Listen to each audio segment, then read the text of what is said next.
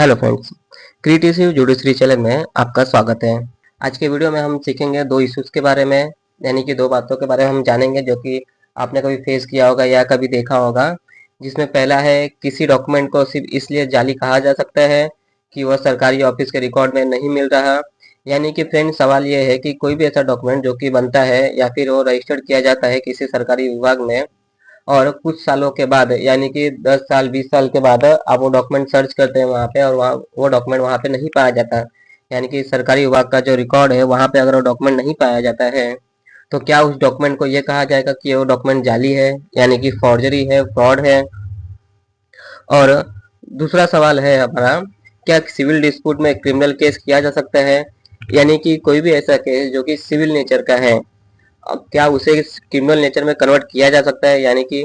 दीवानी case को फौजदारी case में कन्वर्ट किया जा सकता है?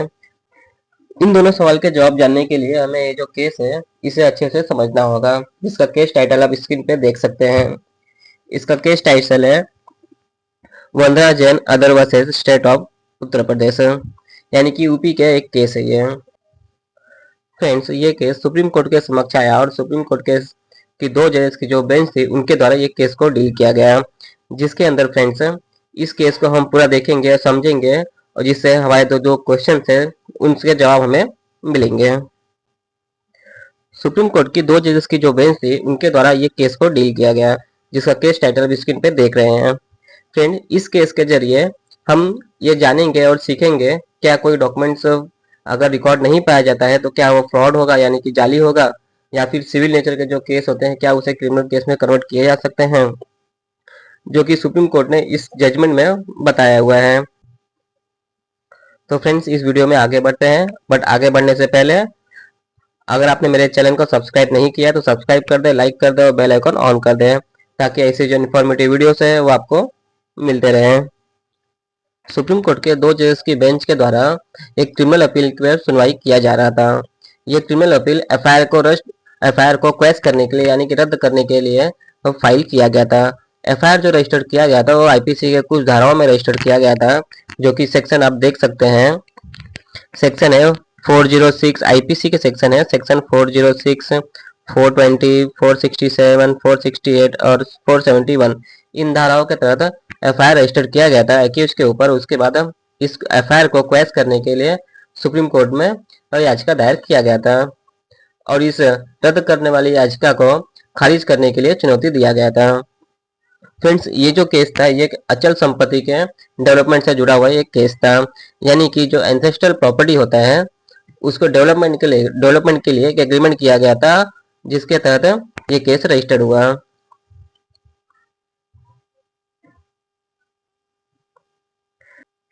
एंसेस्ट्रल प्रॉपर्टी को डेवलप करने के लिए दो पार्टियों के बीच में एक एग्रीमेंट किया गया था। एग्रीमेंट था ज्वाइंट वेंचर एग्रीमेंट। ये ज्वाइंट वेंचर एग्रीमेंट दो पार्टियों के बीच में किया गया था जो एंसेस्ट्रल प्रॉपर्टी था उसे डेवलप करने के लिए। और इस एग्रीमेंट के तहत जो डेवलपमेंट के जो राइट्स थे वो दिए गए थे, और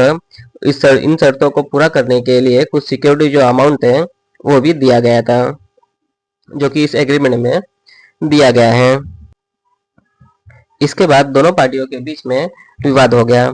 ये जो डेवलपमेंट एग्रीमेंट किया गया था एक प्रॉपर्टी को डेवलप करने के लिए, ये एग्रीमेंट के तहत कुछ अधिकार भी दिए गए थे डेवलपमेंट के लिए, और शर्तों को पूरा करने के लिए सिक्योरिटी अमाउंट का भी पेमेंट किया गया था। बट इसके बाद पार्टियों के बीच में विवाद हो गया, एक डिस्प्यूट जो था वो अराइज हो गया दोनों पार्टियों के बीच में, जिसके बाद एफआईआर जो था वो रजिस्टर्ड किया गया, जो कि धाराएं मैंने आपको बताई इसके पहले, उन धाराओं में एफआईआर रजिस्टर्ड किया गया। और उसमें जो आरोप था वो आरोप ये लगाया गया कि सिक्योरिटी जो अमाउंट था, यानी कि डेवलपमेंट करने के लिए सिक्योरिटी अमाउंट जो पे किया गया था वो पेमेंट करने के बाद भी जो जमीन का जो कब्जा था वो नहीं दिया गया, और साथ ही उन्हें ये गलत जानकारी भी दिया गया कि प्रॉपर्टी जो है उसके ऊपर कोई भी केस नहीं है। इसकी गलत जानकारी दी गई, और जिन्होंने शिकायत किया है, शिकायत करने वाले को धोखा देने के लिए नकली डॉक्यूमेंट भी जमा किए गए थे, जिसके वजह से ये एफआईआर रजिस्टर्ड किया गया था। एक्यूज के द्वारा इलाहाबाद हाईकोर्ट को अप्रोच किया गया था एफआईआर जो था उसे क्वैश करने के लिए, यानी कि जो एफआईआर था उसे रद्द करने के लिए इलाहाबाद हाईकोर्ट को अप्रोच किया गया था। ये कहते हुए अप्रोच किया गया था कि ये जो केस है वो सिविल नेचर का है, यानी कि प्योर सिविल नेचर का ये केस है, जो कि कैसे अराइज हुआ है, ये ब्रीच ऑफ कॉन्ट्रैक्ट, जो कॉन्ट्रैक्ट के जो ऑब्लिगेशन थे उसके अकॉर्डिंग ये अराइज हुआ है, यानी कि जो विवाद है वो कॉन्ट्रैक्ट से अराइज हुआ है, जिसके लिए ये एक सिविल नेचर का केस है और इसे खारिज कर देना चाहिए। बट हाईकोर्ट ने रिट पिटिशन जो था, जो फाइल किया गया था, उसे खारिज कर दिया, जिसके बाद क्रिमिनल अपील सुप्रीम कोर्ट में फाइल करना पड़ा था। जिसके बाद इस केस की सुनवाई करते हुए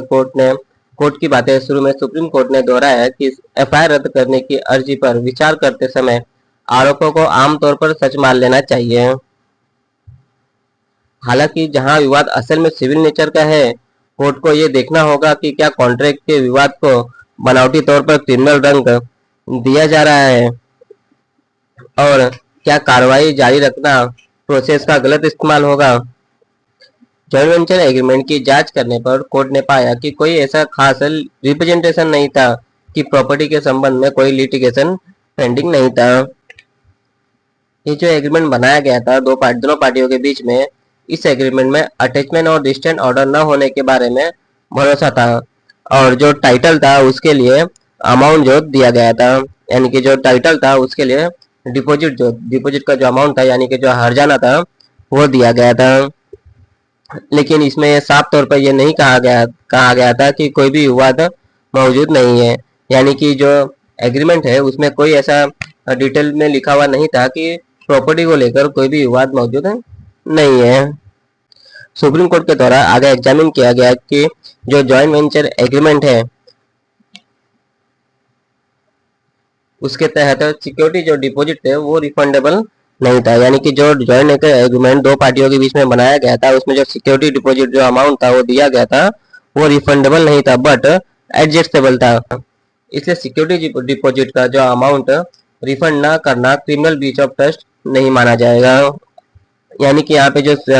केस रजिस्टर किया गया था सेक्शन 406 जो कि कहता है कि criminal breach of trust, actually जो इनका जो एग्रीमेंट बना था उसी एग्रीमेंट में ही ये मेंशन था कि जो सिक्योरिटी डिपॉजिट है वो रिफंडेबल नहीं है। अगर सिक्योरिटी डिपॉजिट रिफंडेबल नहीं है तो उसे क्रिमिनल ब्रीच ऑफ ट्रस्ट नहीं माना जाएगा, जो कि सुप्रीम कोर्ट ने क्लियरली कहा है।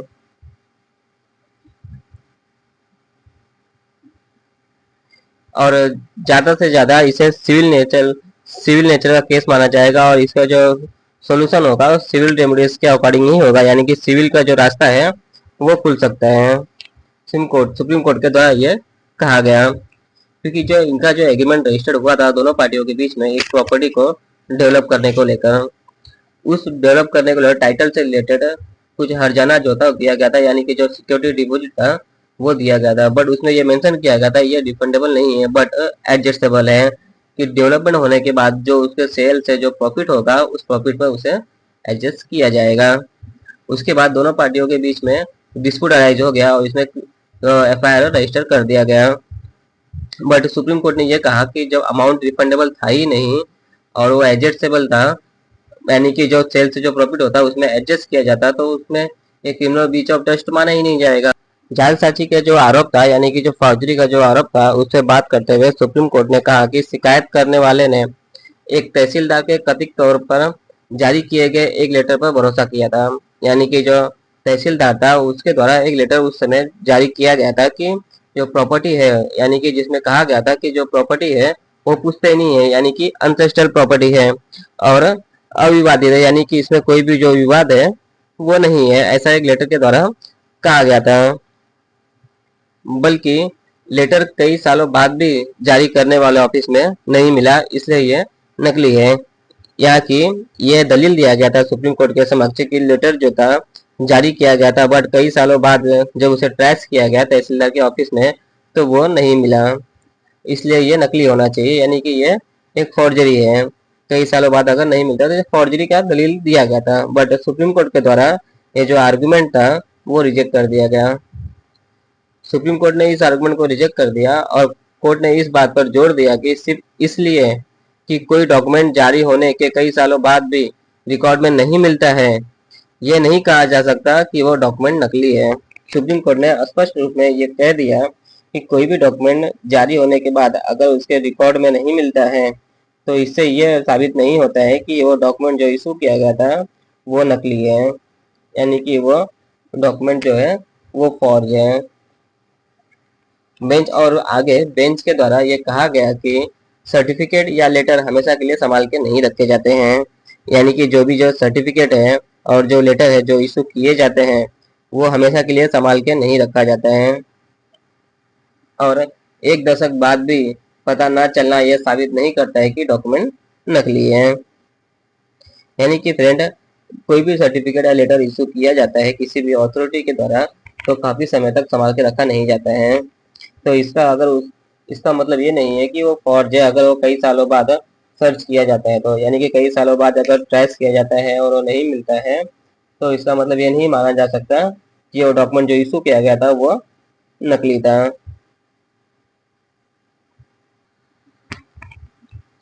और कोर्ट ने आगे यह साफ किया कि कोई भी डॉक्यूमेंट जाली डॉक्यूमेंट तभी माना जाएगा जब आरोप इस तरह के हो कि वो आईपीसी के जो सेक्शन है, यानी कि सेक्शन जो 464 है आईपीसी के,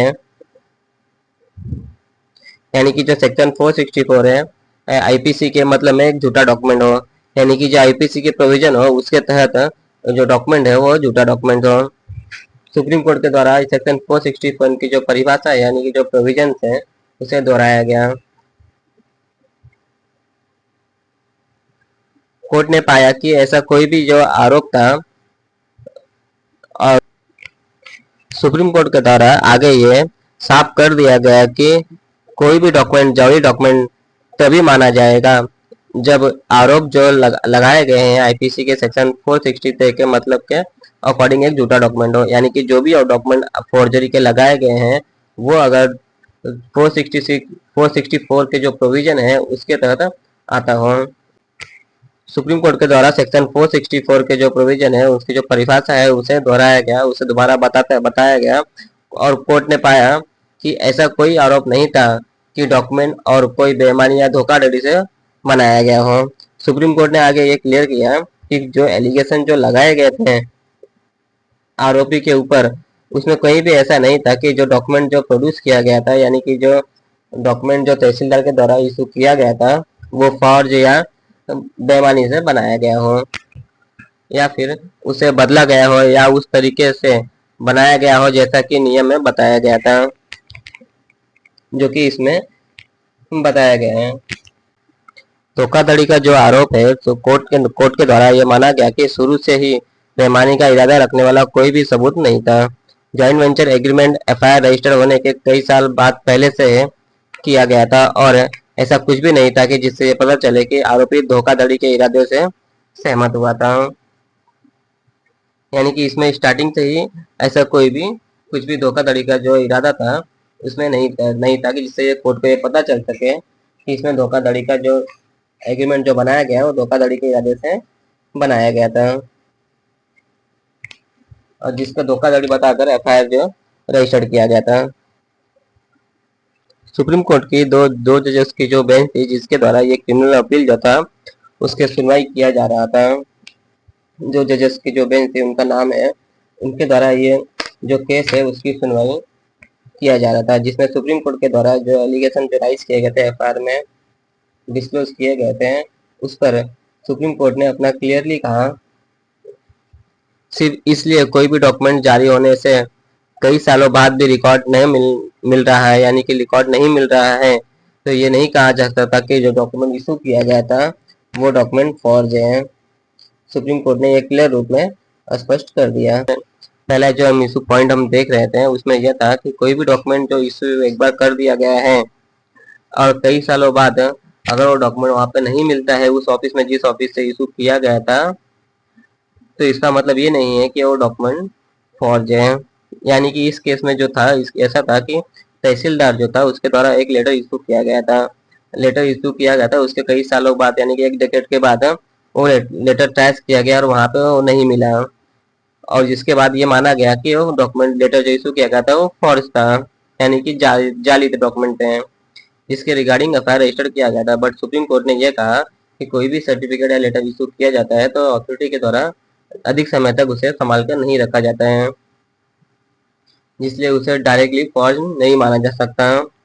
और इसलिए सुप्रीम कोर्ट ने यह स्पष्ट रूप से कहा कि सिर्फ इसलिए कि कोई डॉक्यूमेंट जारी होने के कई सालों बाद भी रिकॉर्ड में नहीं मिल रहा है और तो इसे ये नहीं कहा जा सकता कि वो डॉक्यूमेंट नकली है। अगर कई सालों बाद वो डॉक्यूमेंट नहीं मिल रहा है तो उसे हम ये नहीं कह सकते हैं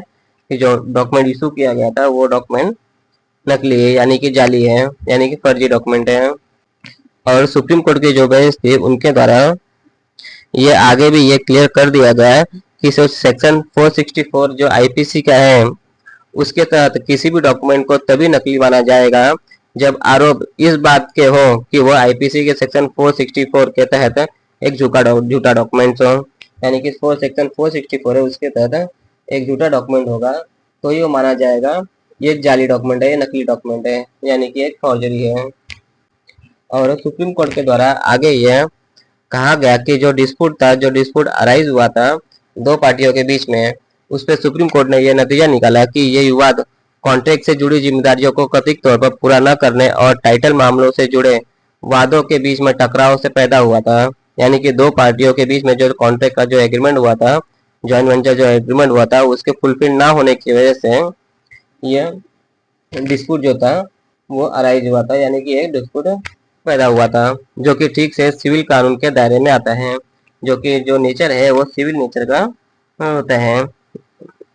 यानी कि कॉन्ट्रैक्ट को लेकर कोई भी डिस्प्यूट अगर होता है, कॉन्ट्रैक्ट में कोई भी बातें लिखी गई हैं उसको लेकर अगर उसका फुलफिलमेंट नहीं होता है, उसको लेकर कोई डिस्प्यूट अराइज होता है तो वो सिविल नेचर का केस होता है।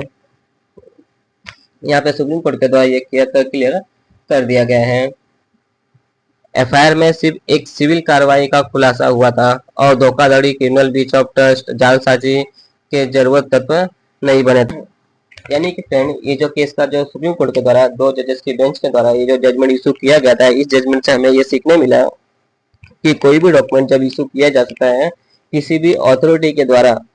तो और वो डॉक्यूमेंट कई सालों बाद अगर उसे सर्च किया जाता है, उसे ट्रेस किया जाता है उस अथॉरिटी के ऑफिस में, यानी कि जो पब्लिक ऑफिस मैंने बताया उस पब्लिक ऑफिस में सर्च किया जाता है और वो डॉक्यूमेंट नहीं मिलता है, तो हम डायरेक्टली ये नहीं कह सकते कि उस समय जो डॉक्यूमेंट इस ऑफिसर के द्वारा जारी किया गया था वो फॉर्ज था। और दूसरी बात है सुप्रीम कोर्ट के द्वारा ये भी क्लियर किया गया है कि कोई भी सिविल नेचर का जो विवाद होता है उसे क्रिमिनल कॉलर नहीं दिया जा सकता। यानी कि कॉन्ट्रैक्ट से रिलेटेड कोई भी डिस्प्यूट अराइज होता है दोनों पार्टी के बीच में किसी काम करने को लेकर कोई कॉन्ट्रैक्ट किया गया था और कॉन्ट्रैक्ट में जो बातें थे अगर वो फुलफिल नहीं होता है